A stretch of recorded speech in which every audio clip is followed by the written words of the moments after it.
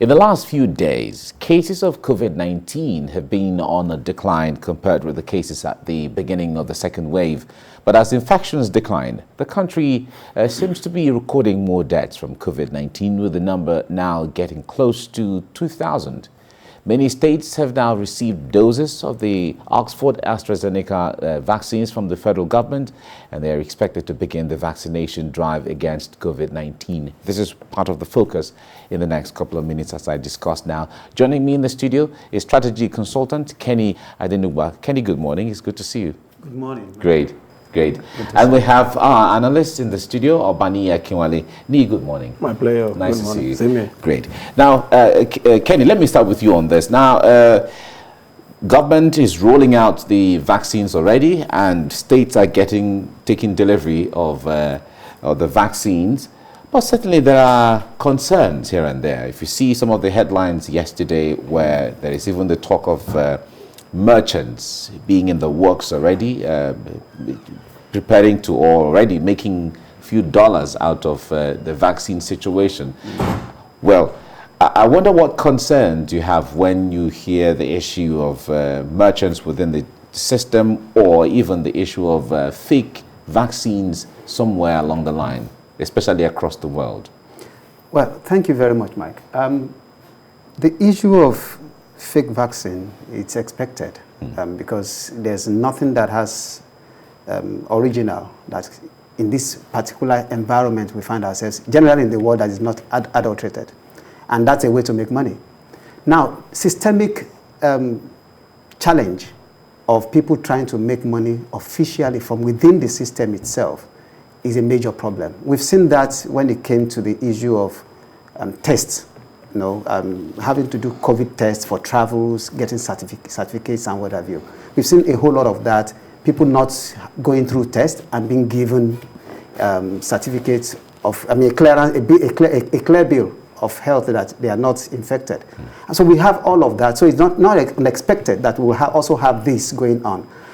The challenge we have here is the fact that when you look at the case of the vaccine itself, it's more precarious.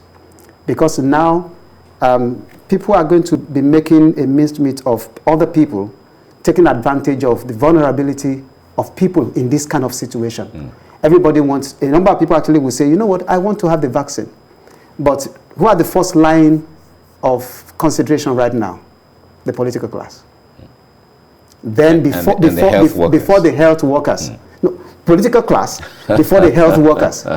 That's instructive in a way. Maybe it's possible they have their reasons so that they can use that to, drive an appeal to people and give them some level of confidence. No, the truth is, well, that may play its own part, but I would rather, sincerely, have a chief medical director take it, or my consultant, whatever, a doctor take it, than a politician that I'm not certain exactly what he's taking. That's another angle that people actually are coming up with. There's a video that's been going viral in the last 24 to 48 hours of somebody, not in Nigeria though, taking the vaccine right on camera. And when they zoomed, there was actually nothing in the syringe. So we have a whole lot of things that actually makes people a bit uncomfortable to say, you know what, are we sure of what is going on? And then, of course, merchandise will come in. Who wants to get? You have to pay certain people to be able to be on the queue. And that, I believe that is beginning to happen. So some people want to have it. They will have to pay for it when they shouldn't pay that much for it. And then, of course, they shouldn't even pay at all. They shouldn't even pay at all. Because the drug was given to Nigeria free of charge. You have a nation of 200 million people. And for the first batch of vaccine coming in, you have 3.9 million units. That's pittance. If you have to look at it. So, but in a situation where Nigeria is getting it free of charge, we're getting it free of charge. Yes. But thank God that the government has also come to actually debunk the rumor of logistics, cost, and what have you. All right. So I won't go beyond that. Yeah, exactly. Let's leave it there for now. We'll leave that one. There are concerns of the issue of hoarding vaccines. We've seen, like I was discussing with some persons, we've seen even during the last year, the palliatives were somewhere hoarded in warehouses until what happened in some instances. We've seen where rice and bags of different kind of foods, meant for IDPs in the last few years, hoarded in certain warehouses. They were not given to them until they were rotten, and some of them had to be thrown away. In a situation like this now, there are people who have this strong concern that maybe those who have access to the vaccines could hoard them for their family, or hoard them, create some scarcity, and then so that when people become desperate, they'll be ready to pay for them. Yeah, unfortunately for me, I don't want to toe that line of belief or thought. But what I want to see is the level of information dissemination that we have in this part of the world. The COVAX vaccine that has been given to us is about £2.50. So if you convert that to Naira, it's something under 2,000 Naira, which shows technically that an average Nigeria takes the regular anti-malaria drugs once or twice or 4 times a year, and they go for as high as 700 Naira, which means before now we are taking drugs about 2,800 per year, and a vaccine is about 2.5 pounds. So the problem we've always have, even when we talk about the COVID palliative, is about information dissemination. I was talking to a commissioner in Lagos and commissioner in Oshun, and I said, why will you guys have to keep this stuff in the store? And they said the decision was not theirs. That we should first understand that the rice, the indomie, and what have you was a contribution from CACOFID, corporate or whatever. And what they've told them, and the meeting they had at NGF, Nigerian Governors Forum, is to keep those things for second wave. And unfortunately, we had the second wave. So if they have come out to tell people that, oh, your rice, your beans is still with us, but we are expecting that this thing will still be worse than this, that is why we are keeping it. But during the second wave, we didn't hear of the distribution of. And that was why my mother used to tell me. He said, if you eat your dinner during your lunch time, when it comes to the dinner time, you have nothing to eat. You take water. So what we have done is that they've all gone out there to loot the palliative. So what you have put you cannot get during the second wave. So on the issue of COVID, I tore his line again when he said, for me, it's a jamboree for us to be throwing banners welcoming COVAX to Nigeria. And it's also a waste of resources showing Mr. President and Vice President creating a ceremony, so to say, giving them the vaccine. And the question is this: where are people like Professor Tomori, a renowned virologist in Nigeria? Why is he not sitting to take that vaccine? Where is the NAFDAC DG that certified the vaccine fit for us, a renowned pharmacologist? Why is he not taking that vaccine? Where is the chief medical director of National Clinic, Abuja? Why is vaccine infected already? It's possible. So you ask yourself. But it's possible they are taking, but it's not necessarily on TV. No. The first person to take that vaccine in Nigeria is Dr. Young, right? And the first person was a nurse. Now, so what I'm asking now is that Dr. Young is a first-line person, but the guys that work in NIMR, the guys that work in NAFDAC lab, the guys that works in this genetic mutation to find this virus are first line of charge, because they are the ones taking this saliva and everything to use. The guys that work in Lagos IDH, that works in Olodo in Ibadan, these are the first line, because they are the people that they deal with. The guy in lab suits. So not people that work civil, that if anything happens to them, there is air ambulance that can carry them from here to London. So again, you look at our strategy. For example, now Lagos State is given 500,000 doses. Again, we need to understand that these are vaccine. What is the job of the vaccine? Is to increase your resistance to the infection. So what we are bringing for us is what not to treat those already infected. Is to ensure that those of us that are not infected, we increase the virus in our system, and we're able to resist in case that attack comes. So in a population of about 20 million, and you have 500,000, only Lagos, at least you don't have any from the Lagos State Governor to the local government executive and what have you, you have more than 150,000 political appointees. And all these political appointees have friends. So, for example, in a state like Oshun, 75,000 doses was given to them. A state that has a population of about 4.something million. Yes, they have tried. But the question you now need to ask yourself is, how do you vaccine people in Jangebe? How do you vaccine people in IDP camps? If people are going to IDP camps during the day to claim they are internally displaced, and at night they go back to their various houses, are these people not part of Nigeria? Then, if we're saying we need to keep this thing with solar this, with solar that, it shows the failure in terms of our infrastructure from 1999 to today. Because what, for example, the state government said he has provided solar refrigerators to ensure that when they are distributed to those areas, this. Okay, the question I want to ask is that let's as if God give us good weather and it starts raining. The solar panel will work, but at what rate? So these are some of the issues you need to ask ourselves, and the government needs to do more in terms of information. This government seems to have the best script writers in person of Femi Adesina, Garba Shehu, Alhaji Lai Mohammed. They have good DGs and what have you, but they have not done well in terms of disseminating information to those people that need the information. See, most time information revolves around Lagos, Kano, Abuja. So every other, if I go to my village and I run away from people that, please, I'm just coming, let me go and buy, say, you Lagos people, it's Lagos people that has COVID. So we need to do more in terms of our information dissemination. All right, Kenny, let's take it from there. Really, when it comes to the information issue. Now, we recall that the PTF, the NCDC, the Ministry of Health, and even Ministry of Information had assured Nigerians that everything was in place. And they were talking about the issue of Nigerians being ready to take the vaccine. However, when it comes to why should Nigerians take the vaccine, that's the mechanics of breaking down the information into bits for people to accept the vaccine and be ready to take the vaccine or something else. We didn't see, in fact, the National Orientation Agency, we thought they were going to roll out all of their drums, but we didn't see all of those. You just took that from my mind. Let me give it back to you. Now, you see, once there are communication gaps and there are lapses, if you don't mind the gap, it will affect you tomorrow.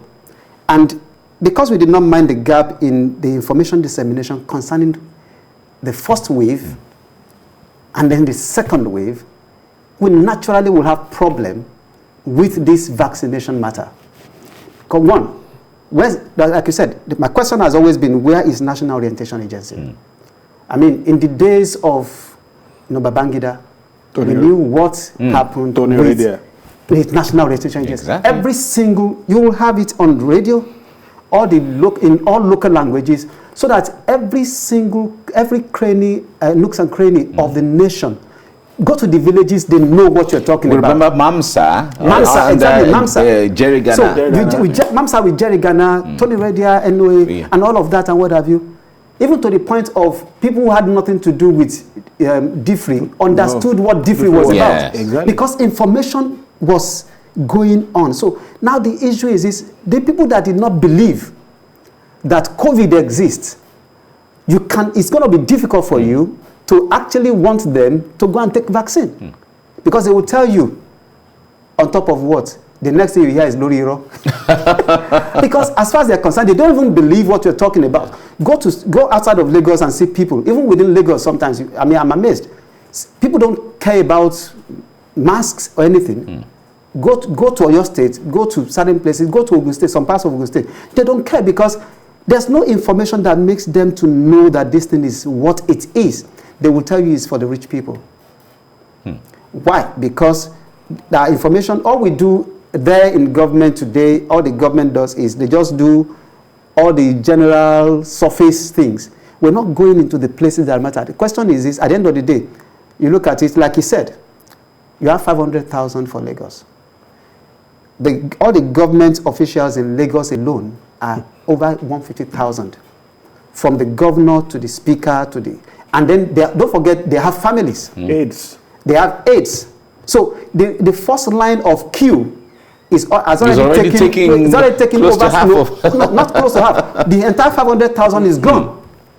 From one local government, all the local government chairmen, the vice chairman, the supervisory councillors, and what have you, all of them do. So before you know what's going on, so what's left for the people? So the people are already saying, you know what? Even before the people, we'll talk about, like he was talking about the health workers themselves. Because in Lagos you have so many of them. Of course, go to Yaba. Yeah. How do you ensure that those people working in IDH and whatever? But to be fair to government, the point there is that this is the much that we got for now, and it has to be distributed somehow.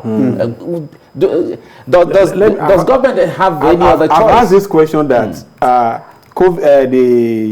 AstraZeneca, Oxford AstraZeneca, has been touted in some part of the world that anybody above 65 is risky. At a point in time, France stopped the giving vaccine to everybody above 65. And I heard something happen in Austria that I was trying to investigate recently. So a friend of mine asked me, and I asked a doctor friend that, how sure are you that what they are giving President Buhari, who is above 65, is not water?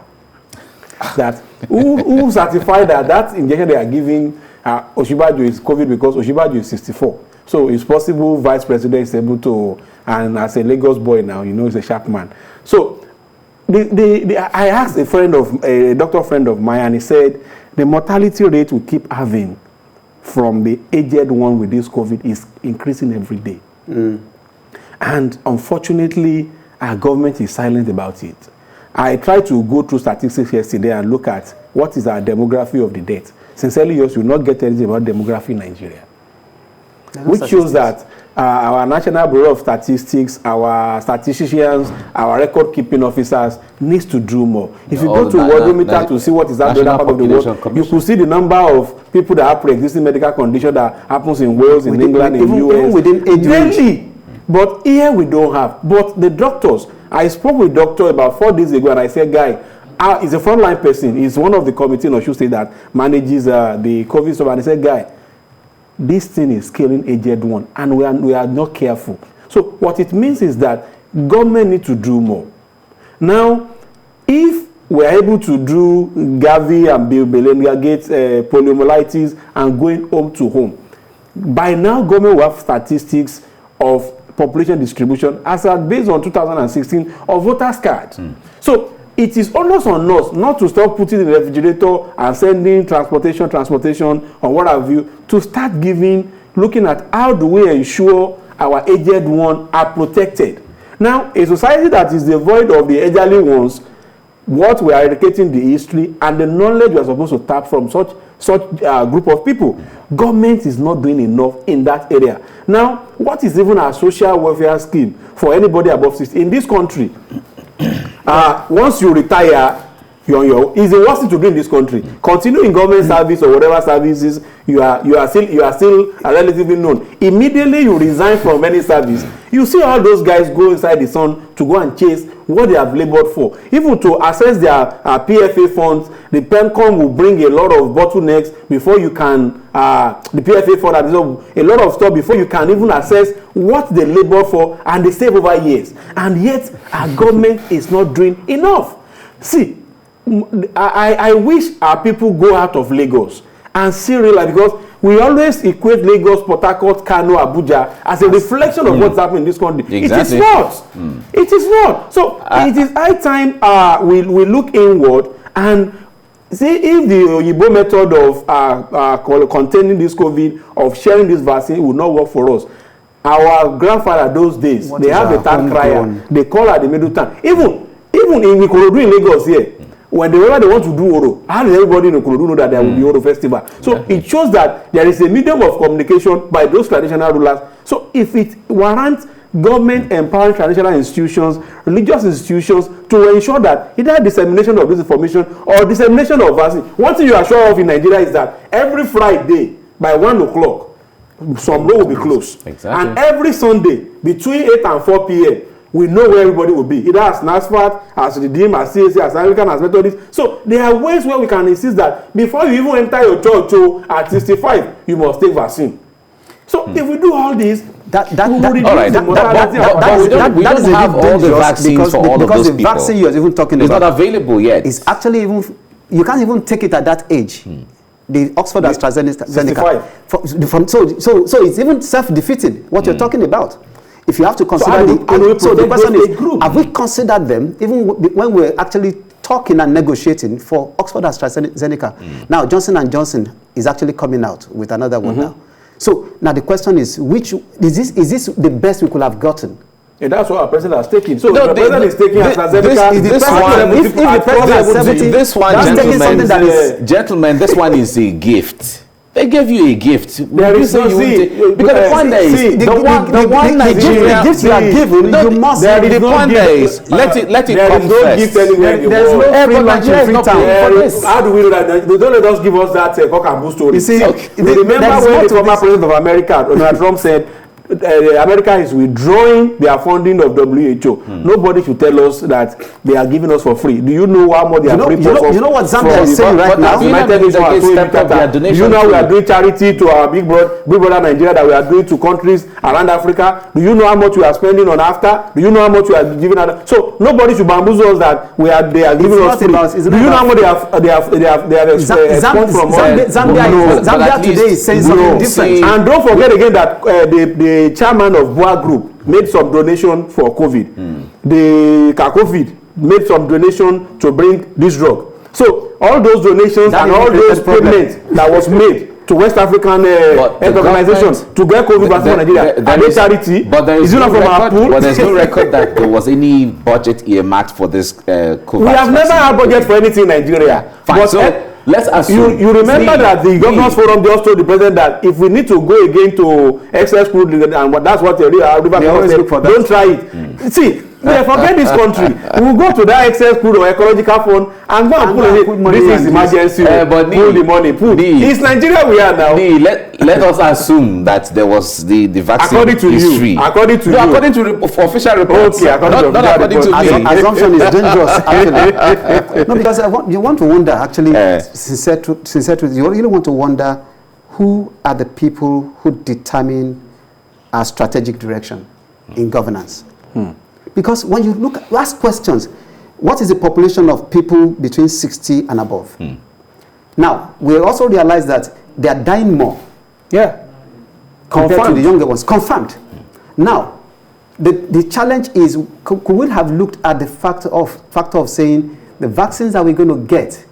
Because if you're going to give me a gift that is not going to be profitable to me or profiting to me, then I'm going to ask questions. South Africa rejected it, of course. Zambia, the president of Zambia has said, you know what, we must look at homegrown. The question is this, we have virologists here, we have experts here. Yes.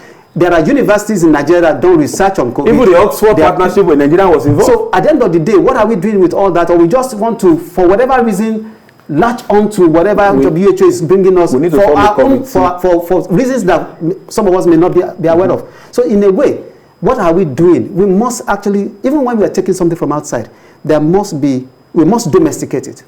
How does it impact? Does this impact on our people? Yeah. How do we know? NAFDAC has been given that responsibility to, some vials have been given from the report we got. Some vials have been given to NAFDAC to look at the composition of it and certify whether it is compatible with Nigeria and all of that. So the only question we were asking some time ago was, NAFDAC was given some vials. NAFDAC, check if this is okay for us. And while NAFDAC is still checking, administration has started. So if NAFDAC checks and came out to say, no, something is wrong here, how about those who have been vaccinated? So the question is that why is our government not financing research and development of this vaccine? Don't forget that AstraZeneca is not done in United Kingdom. It's done in their factory in Belgium. And you remember that there was a time between a war between the European Union and United Kingdom saying, you can't be producing this vaccine on our territory as European Union and be shipping billions of this vaccine to United Kingdom. So what we're saying is that why should we always be at a consuming country? At what point do we start producing? Is it that God has not endowed us with herbs, with stuff that we can use to generate this? Do you know, as small as paracetamol, sometimes you will see that it's not made in Nigeria. You now ask yourself, is it that there is no technology to produce it here? No, I'm saying even so. If we have Emzo in this country, it takes nothing for government to ban such drugs from coming from anywhere. No, but the world I'm telling you, as well as paracetamol, you still have some foreign product paracetamol in Nigeria. We're just a consuming again. Any product that is coming from abroad, the only thing you see from NAFDAC is that it is coming from India, will test for. What you see is that manufactured by so, packaged by a particular country in Nigeria. So what I'm saying in essence is that government should not be waiting for, instead of waiting for Kakofi to go and buy this thing, can't we invest in our NMR? Can we invest in the African Genomic Center that's the foremost virology center in Africa and recognized globally? So if we do all these things, we will reduce We are talking about dollar now. Are they buying the COVID free in naira? The shipping and the clearing, is it coming in naira? Are we not going to be exploring our forex, inadequate forex? So it is high time government needs to look inward rather than just continue to be rubber stamp and dumping grant of this vaccine. I just pray that this AstraZeneca do not misbehave on our president. The man is above 65. That is hoping that, and I hope it's not pure water. The point there is, there are serious things going on, and like, I know that certainly the government will not put the safety of its leaders in jeopardy because of creating any... The Pfizer case in Zamfara, what about that? Did they put their case in jeopardy? Well, was it not approved by the government? Was it not done by the government? Is the case with the Pfizer in Zamfara, what happened to them? That's the president. He was taking... Are you telling me that thing is not pure water? Why would it be pure water? So how do you know that it is COVID? No, but the more you see, a lot of things. The more you look, the less you see. I said something. Authority is there. Let's believe what they have done. I said something. All right, gentlemen, we have to round off now because of... This is just... You can see our Minister of Health clapping. Yes. When others are in labs trying to find solution, our own minister is clapping. All right. We are not doing anything. Obani Kewale, thank you so much for coming on the program. I must appreciate you for coming. And certainly, I'm still going to keep you for the paper review. And certainly, Kenny Adenugba, thank you very much for coming as well. You're welcome. I really appreciate you. Thank you very much. Right.